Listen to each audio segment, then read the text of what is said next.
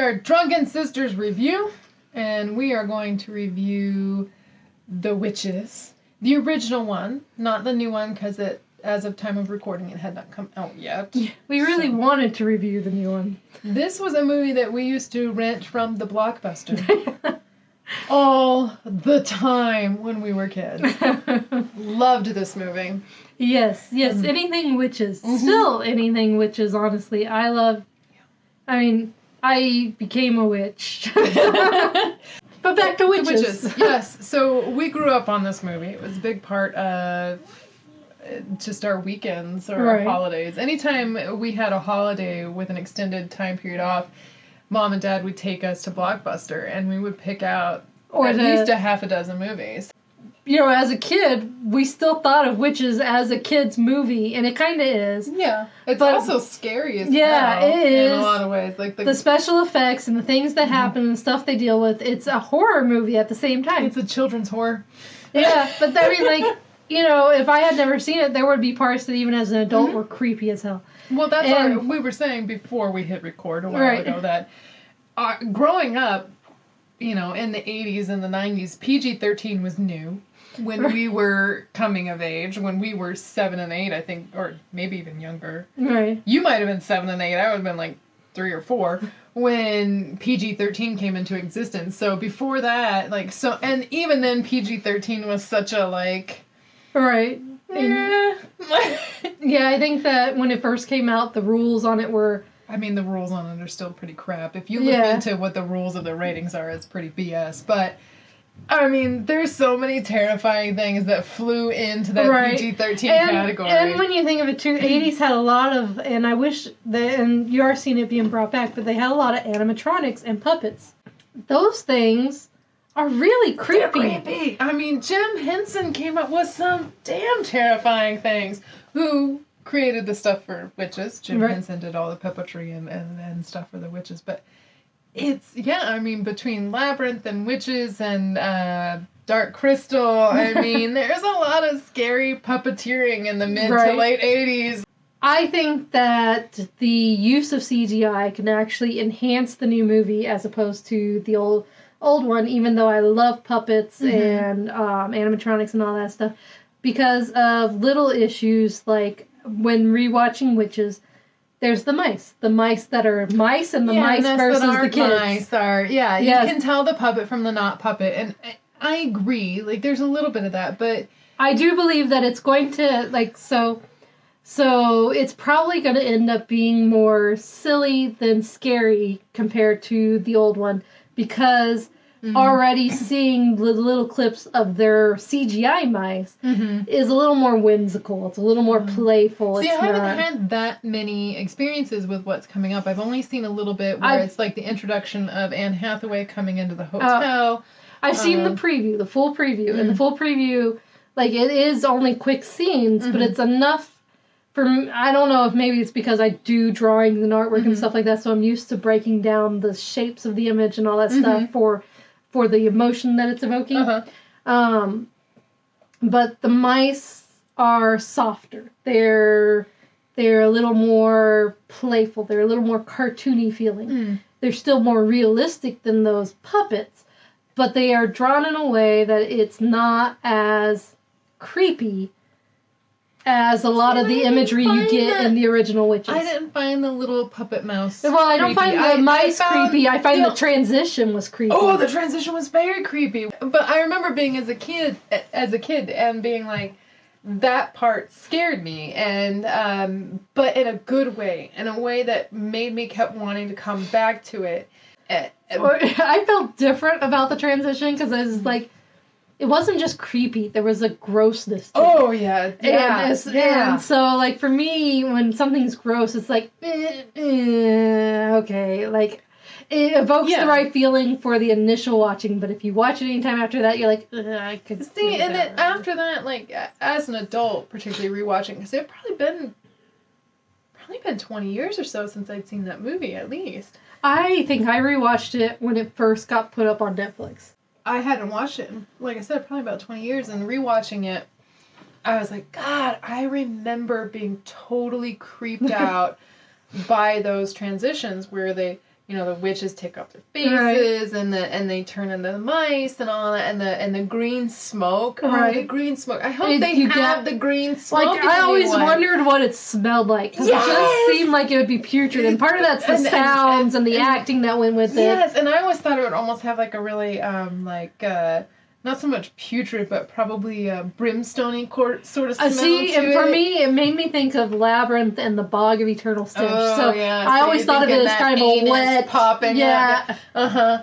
And if you don't know the anus in the Bog of Eternal Stench, then you haven't watched Labyrinth recently. Or at all. That's like the thing you remember. I forgot about that. And then my daughters are addicted to Labyrinth right now. And so I'm like, oh, wow, that is legitimately just an anus farting in the swamp. Okay. Which you're like... This is so, like, early 80s, late 70s, where... children's shows are just like, we're gonna be like totally grown up about this shit, and like the kids are like, I don't get it, and grown-ups are like, holy crap. Right. Well, and I think you get that in Witches too, is that a lot of movies, they didn't want, like, it wasn't a big box office thing to aim at children as it is now. Like, you did not believe that you would make a lot of money off of children's stuff, so you made it so that children and adults could enjoy it. Right. And we were still in that period of time where the children were expected to realize that the world could be a bad place. Like, nowadays, that's hush-hush. Mm-hmm. And which I actually don't like. In a lot of ways. I'm not saying that kids need to grow up before they need to grow up, but, like, when we were growing up, bad things happened in kids' movies. Kids got hurt. Kids died. Mm-hmm. And that was something that could happen. And you needed to know how to take care of yourself. You needed to know how to get home. You needed to know how to escape. You needed to know all these things, which is such, honestly, a really traditional way of bringing up children. When you look at fairy tales, you need to know how to take care of yourself and get yourself out of a dangerous situation. Which so much of the time in kids' content now, there's no bad things. All things end pretty. And even then, things still ended well in general for most of the characters. Right. But we were still growing up in that time where bad things happened to children.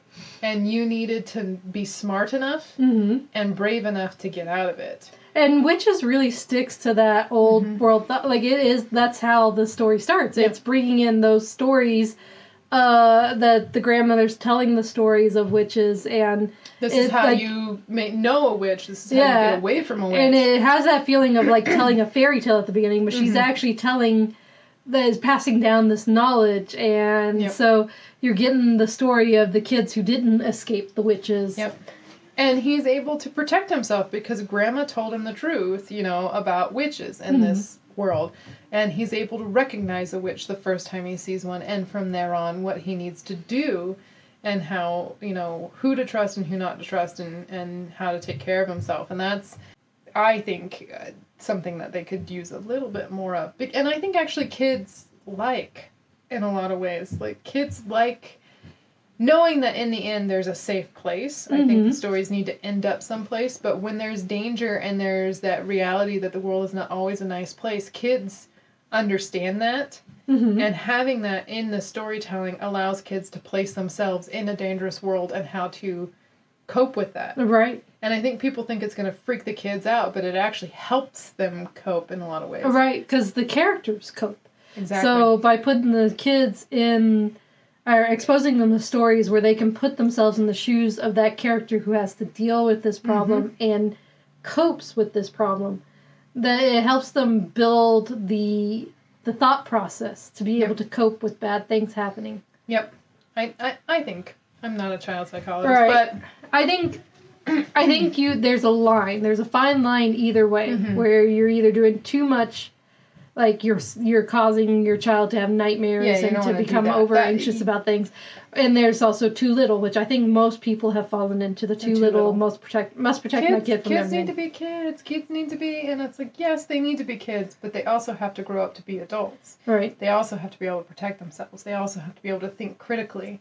And to know that bad things are going to happen to them, and they're not always going to get what they want, and people aren't always going to be nice to them. And also how to recognize a dangerous situation to get out before it becomes dangerous. And that's something that even adults need to learn how to do, especially young women in particular need to be able to recognize this is not feeling like a safe situation. These are some weird warning signs. I'm just going to get out of here. And to be able to teach a kid that at a young age is really powerful. Right. But The Witches, the original, I'm also a huge fan of Angelica Houston. In so many ways. I mean, I think The Witches was the first one probably where I fell in love with Angelica Houston, and then Addams Family came after that. Right. And I've loved her in so many other things that she's done. Like, I think she acts really well, but to a certain degree, and I think it's because she has a very distinct appearance most of the time. She plays herself. Like, I mean, she plays her, like, this character, this idea of her. Like, I don't know what she's like as a person, but she plays, like you said, she plays very strong women. But because she's so distinct and she's so, I think she plays a lot very similar characters a lot of times. So like Morticia, like the Grand High Witch, like the High Priestess in Mists of Avalon. So you kind of like, you feel like you're getting her, like, you know. And I honestly forgot where I was going with this thought. I did too, but that's okay. I'm really interested to see the new one because I feel like it's gonna have to be really different from the original. One, because the actors they got are so different than the original ones. Every last, like, I can't say for the kids because the kids are an unknown to me. And the kids that were in the original movie, I can't even think of anything else they were in. They probably were in other things, but I don't know. They might not have. Yeah, I mean, a lot of young kids, a lot of kid actors back then would have a one and done situation with some movies. The grandmother and Angelica Houston's character, and then her assistant, Bruno's parents, you know. I find it, like, the people we know that are going to be in the new one are already so different than the original people that it's I can't imagine it being the same movie. Like, it'll have the same story, but it'll be so vastly different at the same time. It just worries me so much because, like, the Roald Dahl stories that we grew up with, you know, you look at Charlie and the Chocolate Factory and the original Witches and so many of them, I feel like they had such a distinctive vibe, and then we've tried to remake them, and it's different. They're always different. They're their own movie, but they're... I feel not as good, in my opinion. They're this one might be, I mean, like, imagery-wise, it's hard to say with so little given. Imagery-wise, it looks like it will still have the proper feel of the story. But at the same time, I mean, it's not, like, for one, the original Witches was done late 80s, early 90s? I think mid-80s. I don't know. It's hard to say.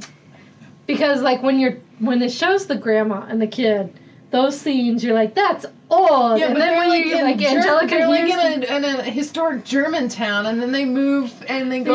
When they get to the hotel and they have Angelica Houston, and you're like, oh well, it could be late 80s, early 90s too. I feel like it was the early to mid 80s. It might have been. It's hard to say, and again, it has to do in part because Angelica Houston is ageless. We could Wikipedia this stuff, but we didn't. Yeah, Angelica Houston was more or less ageless. But I lost my train of thought.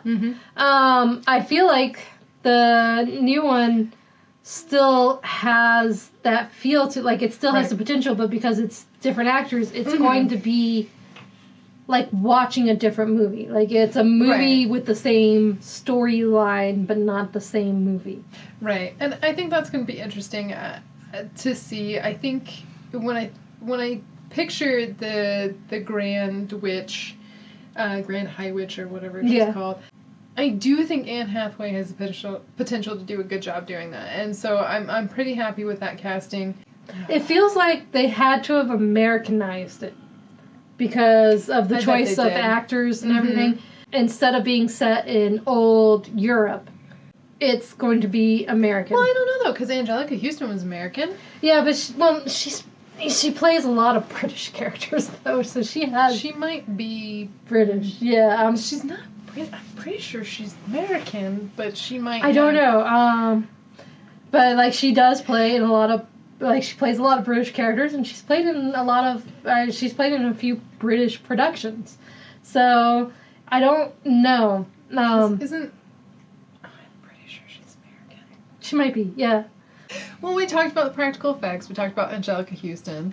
There's not a whole lot more to talk about because those are the two most amazing things about that movie. But I think it's neat in the sense that, like we said, it's one of those empowering things where the children defeat the villain. Mm-hmm. They recognize and defeat the villain. They use the tools that they're given. And the grandmother lets them. Mm-hmm. Like, she's not trying to demean their part Mm-hmm. in the process. She always treats them like they are functional individuals. Yep. Whereas, like, you see it with the other adults in the movie, they don't. They're like kids, or, you know, like, this is the way things are. Mm-hmm. And they're the ones that are clueless about the reality of things at the same time. It's true. Yeah. And I think that's another thing that I think our growing up in the 80s and the 90s, a lot of those stories were that, where the kids were the smart ones. Yeah. They knew what was going down, and you can see it, like, I mean, Goonies, E.T., mm-hmm. all of them. But that's how, like, you had to have that for the stories to make sense. You couldn't have stupid kids that went on epic quests.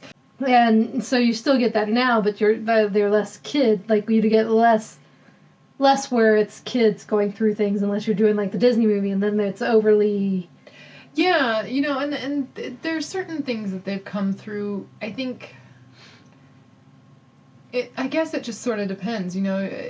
If you're going to stick your kid in that PG genre all the time, that's what you're going to get. You're going to get the kid who has to be helped along all the way. That the storyline really depends on the kid and the parent working through things, which is a good storyline to have. Right. We need to have that as well. But I feel like in certain ways it eats at the dependence of children, you know. It's frustrating as a parent when your kid's like, I can't do it, and you're like, but you freaking can. Right. But you get the other side to do that too. Yeah, I get so mad at my kid, even though he's young, but like there are little things that he's like, I can't do this. I can't pour my own milk out of the full jug. Yes, you can. Yeah. And if you don't start doing it, you never will. I was using the stovetop at your age. You can pour the freaking milk. Like, we have that discussion. I'm like, I had a key to the house. I cooked dinner, did laundry. I was 7. This is what it was to be poor in the early 90s. So, yes, you can pour your own damn milk. So, I'm going to cradle Jack like a baby while we exit, because he's the most patient cat in the world until he gets really hungry. In the end, in this really convoluted and dissociated conversation about the witches, the original witches, back in the day with Angelica Houston, I think that was a big part of how we were growing up. Introduction to horror in a certain way because of, Jim Henson can do a horror puppet like nobody's business. Right. And in that security of that kids need to know that the world is dangerous and how to recognize danger and how to go away from danger, I think is a big story. All right. And I hope we don't lose that in the new one. Because that does, like, with especially remakes of 80s movies, either they downplay a lot of the danger and the scariness and everything, and I'm sure that they'll probably make it look a little less creepy than the original one did, just because visually. I hope they don't, though. Anyway, moving on. But at the same time,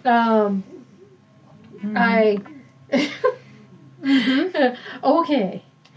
But the other way they go is they sometimes make it too weird, like they did with Willy Wonka. And I feel like the previews have it where it won't be doing that, but we haven't seen any of the transformations in the previews, so we don't know for sure yet. All right, and we haven't really seen, along the lines of transformations, we don't know what the witches are going to look like or anything like that. So hopefully they do a great job with the new one. I'm looking forward to it. I want to like it. So because of how much I enjoyed the old one. Yeah. And I even enjoyed the book. I remember reading the book when I was in junior high or high school. Yeah. So even though it's actually meant for a younger age, I remember eventually getting my hands on the book and being like, I have to read this because I love the movie. I want to get the whole collection for my kids. Roald Dahl's books, I think, hold a lot for children. And the storylines, in any of their formats, even the weird ones, weird modern ones, have a lot of lessons that kids can learn from and really grow into. I think go back to the old witches, maybe before or after the new one comes out, and do a little comparison on your own, because it's a story worth visiting. It's a story worth enjoying and reminiscing on, or learning new if you haven't seen it before. And I'm really interested in seeing what the new one brings, and what changes they make and what stays the same, and how it fits into the vibe with the whole Roald Dahl world. Right, and since this will be posted on YouTube after the new one has come out, please feel free to comment below if you think that it was good. Don't give away anything, even though, like, we already know the story. Don't give away anything unique to the new one. But tell us if you thought it was good, if you thought it was something that people need to see, if there was something that you really liked about it, if there was, or if it's the opposite. It turned out not so hot. So, like, feel free to give us your suggestion as to whether or not we will likely enjoy it or not. Yeah, we like to hear from you. Let us know. All right, thank you guys. Along the lines of our usual ending stuff, if you like this video, please click the like. If you want to see more videos like this, click subscribe. And if you want to be notified when any of the videos we post on this channel get posted, please click the bell icon below. We also have a Facebook page. I've been forgetting to mention it. So you can follow it now. Right now we just post an update to let you know when the video's up. We might eventually start actually adding other things like pictures of stuff we're doing or whatever. Yeah. Please also, like we said, leave us some comments. Let us know what you think about what we're doing, and just be nice, be respectful. We'd love to hear from you. Yeah. And that is all I got. So, we are going to refill our cups and get to filming the next one for the following week. We will be talking about the Chilling Adventures of Sabrina next time. So, hopefully you'll come back for more. All right. Bye. Bye. I don't want to have to sit here and fight aging forever. Can I just grow old and fat and saggy and be fine?